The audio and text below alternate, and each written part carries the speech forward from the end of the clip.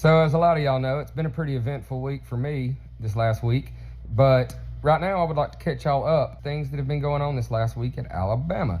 So, Jeremy Bernard, the transfer wide receiver from Washington, that's probably going to be our best wide receiver this year, it looked like in the spring game at least. He said the other day that Justice Haynes had gotten hurt in the spring game, which was why we didn't see him a lot.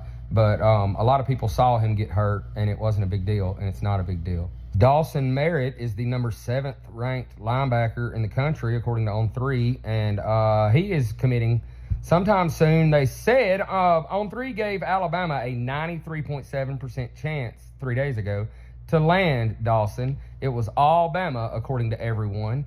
And then today they say that his recruitment has apparently just picked up a lot of speed and his plans may change.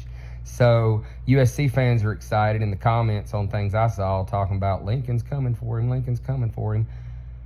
Guess we'll see. We know that Coach DeBoer wants to get a cornerback in the transfer portal, and he's got a really good one lined up for a visit this weekend. Ed Woods from Arizona State, not Ed Wood, not the movie, the football player. Ed Woods. PFF, Pro Football Focus, has Ed Woods rated as the best returning player for Arizona State this year, but Ed Woods ain't returning to Arizona State this year.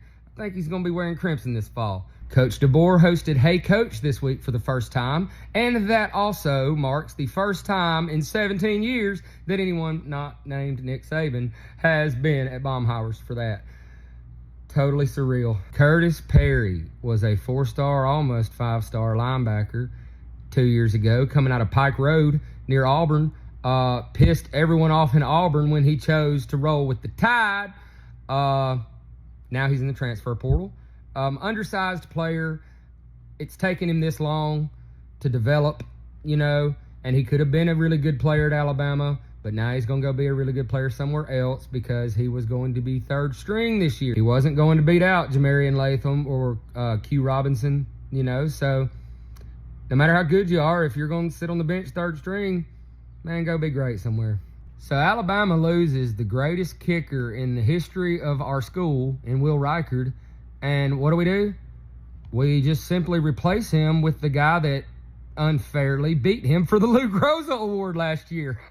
The nation's best kicker last year, Graham Nicholson from Miami, Ohio. I almost forgot to mention the dude's name. Kind of feel a little bad for Connor Talty. He's worked hard and deserves a shot, but he had a shot this spring, and maybe he wasn't going to be as consistent and trustworthy to Coach DeBoer as he would like, and so you can't fault someone for going and getting the number 1 guy. Like we got the number 1 center in the transfer portal in Parker Brailsford and the number 1 tackle in Caden Proctor. Don't at me about Caden Proctor. Facts are facts. And tonight we get to watch Terrion Arnold, J.C. Latham, Dallas Turner, and Kool-Aid McKinstry be drafted in the 1st round of the NFL draft. Built by Bama, baby. Roll Tide.